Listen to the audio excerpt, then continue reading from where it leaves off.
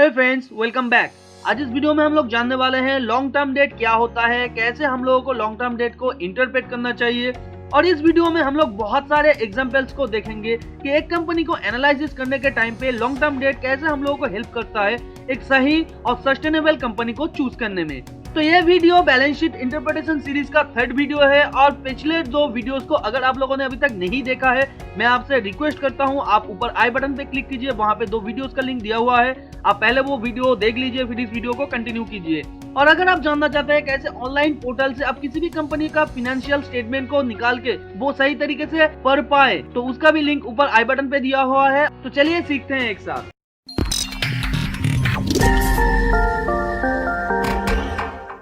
तो फर्स्ट हम लोग जान लेते हैं लॉन्ग टर्म डेट क्या होता है। कंपनी अपने इन्वेस्टर्स या किसी भी बैंक से अगर कोई भी लोन लेता है और उस लोन का ईएमआई यानी इंटरेस्ट वगैरह अगर एक साल के बाद आता है तो उसे ही हम लोग लॉन्ग टर्म डेट कहेंगे। फॉर एग्जाम्पल, अगर कंपनी ने आज लोन लिया है और कंपनी को अगले महीने उसका ईएमआई पे करना है, तो वो कंपनी के एक साल के अंदर ईएमआई आ जा रहा है, तो ये कंपनी के लिए शॉर्ट टर्म डेट हो गया है।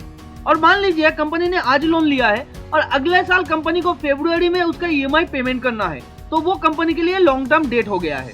यानी सिंपल तरीके से कहा जाए, कंपनी जो लोन या इन्वेस्टर से जो पैसा लेता है उसका ईएमआई अगर एक साल से पहले आता है तो उसे हम लोग शॉर्ट टर्म डेट कहेंगे। और अगर एक साल के बाद उसका पेमेंट आता है, यानी एक साल के बाद मान लीजिए वो 10 साल तक चलेगा, हर एक साल उसका पेमेंट कंपनी को करना पड़ेगा अगले 10 साल तक, तो उसे हम लोग कंपनी का एक लॉन्ग टर्म डेट कह सकते हैं। तो अभी हम लोग एक सिली क्वेश्चन का आंसर जान लेते हैं कि ये डेट कहाँ से आता है। डेट सिंपली अगर कंपनी किसी भी बैंक के पास से लोन लेता है या किसी भी इन्वेस्टर के पास से इंटरेस्ट के बदले अगर कोई पैसा लेता है, वो कंपनी के लिए डेट हो जाता है। तो अभी हम लोग जान लेते हैं लॉन्ग टर्म डेट को कैसे हम लोग को इंटरप्रेट करना चाहिए। मैं यहाँ पे आप लोगों को 6 पॉइंट बताने वाला हूँ, जैसे कि आप स्क्रीन पे देख सकते हैं। तो फर्स्ट पॉइंट है हम लॉन्ग टर्म कॉम्पिटिटिव एडवांटेज। तो इसका मतलब क्या है? देखिए, जियो के आने के बाद ऑलरेडी मार्केट में जो टेलीकॉम सेक्टर में जो प्लेयर्स था, जैसे कि आपका एयरटेल हो गया, वोडाफोन हो गया, आइडिया हो गया, एयरसेल हो गया, तो ये जो ऑलरेडी मार्केट में था, ये सब कंपनीज जियो के साथ कंपटीशन नहीं कर पा रहा था, क्योंकि इस सारे कंपनीज में अगर आप देखेंगे तो बहुत ज्यादा ऑलरेडी डेट था। और ये सब कंपनीज में ज्यादा डेट होने के कारण ये सब कंपनीज और ज्यादा डेट लेके अपना जो इंफ्रास्ट्रक्चर है उसे रिबिल्ड नहीं कर पा रहा था, जिसकी वजह से ये सारे कंपनीज अपना लॉन्ग टर्म कॉम्पिटिटिव एडवांटेज को खो दिया था। जैसे जियो बहुत ज्यादा हाई स्पीड इंटरनेट के साथ आया था, ये लोग जियो के साथ कंपटीशन नहीं कर पा रहा था उस स्पीड के लेवल में, उस प्राइस के लेवल में। तो अगर किसी भी कंपनी में लॉन्ग टर्म ज्यादा डेट हो तो वो अपना लॉन्ग टर्म कॉम्पिटिटिव एडवांटेज भी गवा सकता है। पॉइंट नंबर 2, मान लीजिए एक कंपनी है जिसका बहुत अच्छा कॉम्पिटिटिव एडवांटेज है मार्केट में और जो अपने बिजनेस से बहुत अच्छा खासा रेवेन्यू और कैश फ्लो जनरेट कर रहा है, मगर उसका एक सब्सिडियरी कंपनी है जिस कंपनी में बहुत ज्यादा लॉन्ग टर्म डेट है। और आने वाले ईयर्स में एक साल ऐसा भी है जहां पे एक साथ बहुत ज्यादा करंट लायबिलिटीज होगा, यानी उस डेट को चुकाना पड़ेगा कंपनी को, और कंपनी इतना ज्यादा कैश जनरेट नहीं कर पा रहा है, तो उस कंपनी के उस डेट को कौन चुकाएगा? उसका पेरेंट कंपनी, सिंपल। तो अगर पेरेंट कंपनी को वो डेट चुकाना पड़ रहा है तो पेरेंट कंपनी से अच्छा खासा पैसा निकल जाएगा, तो बाद में पेरेंट कंपनी का जो फाइनेंशियल स्ट्रेंथ है और इन्वेस्टर का जो बुक वैल्यू है, शेयर का जो बुक वैल्यू है, वो कम हो जाएगा। तो इस वजह से चांसेस ये भी है कि बाद में अभी इस कंपनी का शेयर वैल्यू जितना है, बाद में उस शेयर का वैल्यू बहुत नीचे गिर जाए, यानी शेयर का प्राइस बहुत नीचे गिर जाए। तो अगर ऐसे टाइप का कंपनी आपको मिलता है जिसका सब्सिडियरी कंपनी में बहुत ज्यादा लॉन्ग टर्म डेट है और एक ही साल में बहुत ज्यादा लायबिलिटीज आने वाला है, तो आप उस कंपनी को अभी मत खरीदिए, क्योंकि चांसेस है उस टाइम पे जब वो डेट आने वाला है तब कंपनी का शेयर प्राइस ऑलमोस्ट आपको 50% डिस्काउंट भी मिल जाए या उससे भी ज्यादा डिस्काउंट में मिल जाए। पॉइंट नंबर 3, अगर कोई स्मॉल या मीडियोकर कंपनी में बहुत ज्यादा लॉन्ग टर्म डेट है तो ये भी चांस है वो कंपनी के लिए कि वो कंपनी बैंकरप्सी हो जाए या उस कंपनी का जो कैश फ्लो है उसमें बहुत ज्यादा इफेक्ट आए। इसे हम लोग एक एग्जांपल के थ्रू समझने की कोशिश करेंगे। मान लीजिए एक एबीसी कंपनी है, एबीसी कंपनी में बहुत ज्यादा लॉन्ग टर्म डेट है और एबीसी कंपनी एक स्मॉल कैप कंपनी है। तो जब भी कोई एक सिचुएशन आएगा जब एबीसी कंपनी में एक साल में अच्छा खासा सेल तो हो रहा है, प्रॉफिट तो हो रहा है, मगर ज्यादा कैश नहीं आ रहा है, तो वो अपना लॉन्ग टर्म जो डेट है, जो करंट लायबिलिटीज के अंदर है, उसे मीट नहीं कर पाएगा और कंपनी में जो कैश पड़ा है वो तो चला जाएगा ही जाएगा, उससे भी ज्यादा कंपनी को शॉर्ट टर्म लोन भी लेना पड़ सकता है। तो इससे क्या होगा, कंपनी के कैश फ्लो में बहुत ज्यादा इफेक्ट आएगा और अगर कंपनी वो शॉर्ट टर्म लायबिलिटीज को कहीं से पूरा नहीं कर पाता है तो कंपनी बैंकरप्सी में भी चला जा सकता है। तो अगर आप ऐसे एक कंपनी का एग्जांपल जानना चाहते हैं तो आइलैंड एपेस एक ब्लू चिप कंपनी था जिस कंपनी का काम था और भी दूसरे कंपनीज के प्रोजेक्ट को फंड करना। तो ऐसा बड़ा कंपनी क्रैश क्रंच की वजह से बंद हो गया है, यानी बैंकरप्ट हो गया है।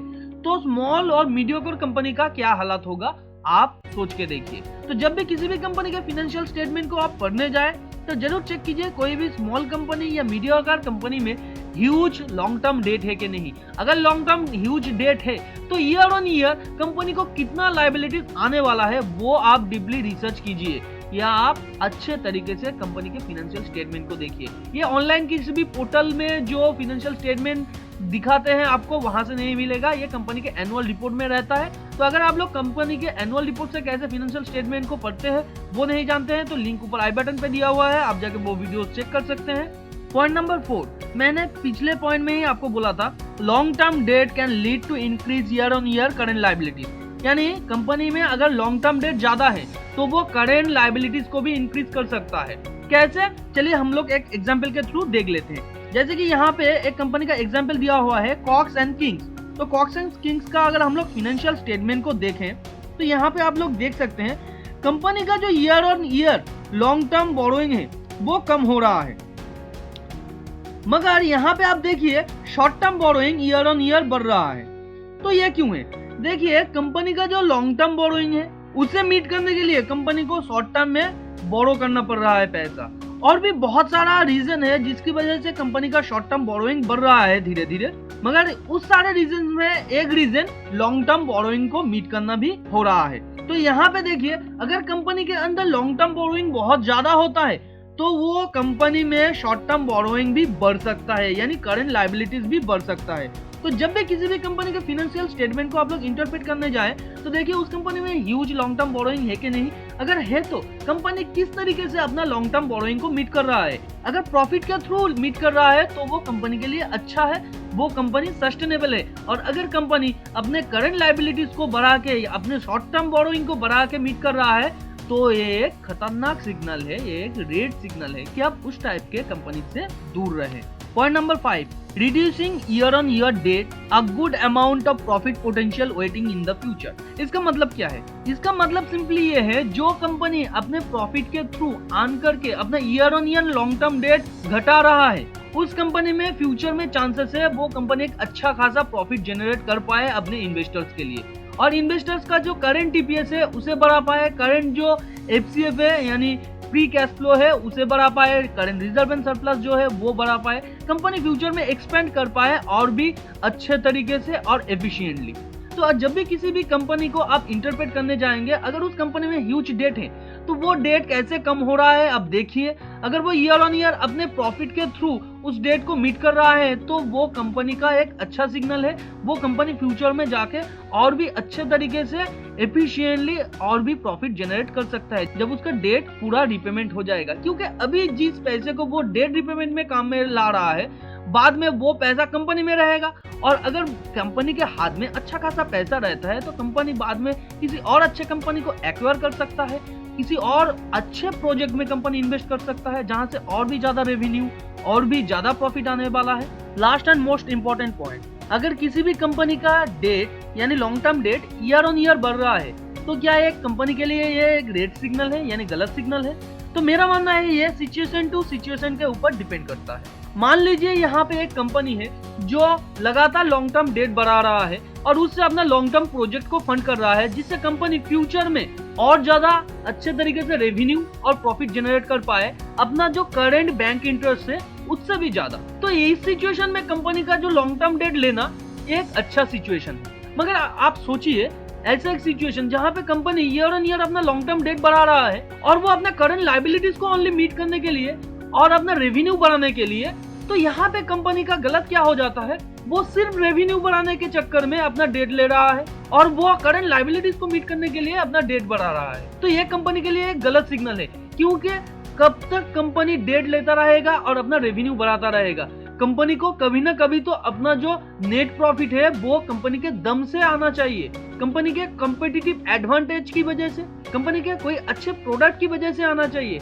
ना कि सिर्फ पैसे की दम पे वो रेवेन्यू बढ़ाता जाए। तो ऐसे किसी एक कंपनी का अगर आप लोग एग्जाम्पल चाहते हैं तो कॉक्स एंड किंग्स एक ऐसा कंपनी है, देखिए, जो ईयर ऑन ईयर लोन लेके अपना रेवेन्यू बढ़ा रहा है। यहाँ पे देखिए short term borrowing year on year बढ़ रहा है, जिसकी वजह से कंपनी का जो ईयर ऑन ईयर रेवेन्यू है वो भी बढ़ रहा है और कंपनी का प्रॉफिट भी बढ़ रहा है।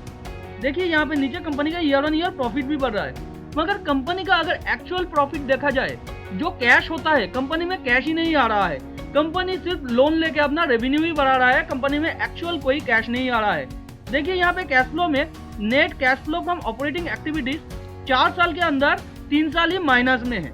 तो अगर आप इस कंपनी के फाइनेंशियल स्टेटमेंट को यानी profit and loss, balance sheet और कैश फ्लो स्टेटमेंट को बारीकी से देखें तो देखेंगे company year on year debt लेके अपना रेवेन्यू बढ़ा रहा है, प्रॉफिट बढ़ा रहा है, मगर कंपनी में एक्चुअल कैश नहीं आ रहा है, कंपनी को एक्चुअल में कोई भी प्रॉफिट नहीं हो रहा है। तो यहाँ पे देखिए एक अच्छे कंपनी का अगर आप एग्जाम्पल चाहते हैं कि जो ईयर ऑन ईयर डेट बढ़ा के अपना लॉन्ग टर्म प्रोजेक्ट को फंड कर रहा है, तो ऐसा एक कंपनी का अगर हम लोग एग्जाम्पल देखें तो रिलायंस जियो एक ऐसा कंपनी है जो ईयर ऑन ईयर डेट बढ़ा रहा है, मगर क्या करने के लिए? अपना लॉन्ग टर्म प्रोजेक्ट को फंड करने के लिए। देखिए यहाँ पे रिलायंस इंडस्ट्रीज का अगर आप लोग लॉन्ग टर्म डेट देखेंगे तो वो year on year long term borrowing बढ़ रहा है और short term borrowing year on year बढ़ रहा है। तो यह क्यों है? कंपनी में यहाँ पे देखिए जो टेंजिबल एसेट है वो भी ईयर ऑन ईयर बढ़ रहा है, कंपनी का जो लॉन्ग टर्म प्रोजेक्ट है, देखिए नॉन करेंट इन्वेस्टमेंट, यहाँ पे non current investment almost double हो गया है पिछले साल के हिसाब से, इस साल ऑलमोस्ट डबल हो गया है और वो ईयर ऑन ईयर लगातार बढ़ रहा है कंपनी का लॉन्ग टर्म इन्वेस्टमेंट। तो ये लॉन्ग टर्म इन्वेस्टमेंट कंपनी बढ़ा क्यों रहा है? ताकि फ्यूचर में अच्छा खासा रेवेन्यू और प्रॉफिट जनरेट कर पाए, यानी इस कंपनी का फ्यूचर पोटेंशियल एक अच्छा सिग्नल दे रहा है। तो हर कंपनी क्या ऐसे ही रेवेन्यू जनरेट कर पाता है? देखिए यहाँ पे भी मैं आप लोगों को कहना चाहता हूँ, कुछ ऐसे कंपनीज होते हैं जो डेट लेके अपना लॉन्ग टर्म प्रोजेक्ट में इन्वेस्ट करते हैं मगर बाद में वो फेल भी हो जाते हैं। तो इस टाइप के ग्रोथ कंपनी में आप जब भी इन्वेस्ट करें तो बहुत ही सावधानी से करें, बहुत ही बारीकी से एनुअल रिपोर्ट को बारीकी से हर एक क्वार्टर में, हर एक साल में पढ़ने के बाद ही आप लोग इन्वेस्ट करें। नहीं तो कंपनी में अगर कुछ गलत हो जाता है तो कंपनी की शेयर प्राइस में बहुत ज्यादा इफेक्ट आ सकता है, क्योंकि इस टाइप के ग्रोथ कंपनीज का पीई बहुत ज्यादा हाई होता है और छोटे से छोटे इंफॉर्मेशन में पीई गिर सकता है, यानी प्राइस टू अर्निंग गिर सकता है। और प्राइस टू अर्निंग गिरने का मतलब आप जानते हैं, सिंपली मार्केट में शेयर का प्राइस गिरना होता है। तो उम्मीद करते हैं लॉन्ग टर्म बोरोइंग को कैसे इंटरप्रेट करना चाहिए वो आपको समझ में आ गया होगा। अगर लॉन्ग टर्म बोरोइंग के बारे में कोई एक पॉइंट मुझसे छूट गया है तो आप उसे नीचे कमेंट में लिख सकते हैं। अगर वीडियो में यूज किए गए कोई भी फाइनेंशियल टर्म आपको समझ में ना आए या आप उसके बारे में और भी ज्यादा जानना चाहते हैं या सेपरेट वीडियो चाहते हैं, उसके बारे में भी आप नीचे कमेंट में लिख सकते हैं। अगर ये वीडियो नॉलेजेबल लगा है तो वीडियो को लाइक कीजिए, ऐसे ही नॉलेजेबल वीडियो को अपने फ्रेंड्स एंड फैमिली के साथ शेयर कीजिए जो फाइनेंस और स्टॉक मार्केट में इंटरेस्ट रखते हैं। अगर चैनल को अभी तक सब्सक्राइब नहीं किया है तो चैनल को सब्सक्राइब कर दीजिए और बाजू में जो बेल आइकन है उसे भी हिट कर दीजिए ताकि नए वीडियो का नोटिफिकेशन आप लोगों को तुरंत मिल सके। मिलते हैं अगले वीडियो पर, तब तक के लिए बहुत ज्यादा खुश रहिए। Thanks for watching and happy investing.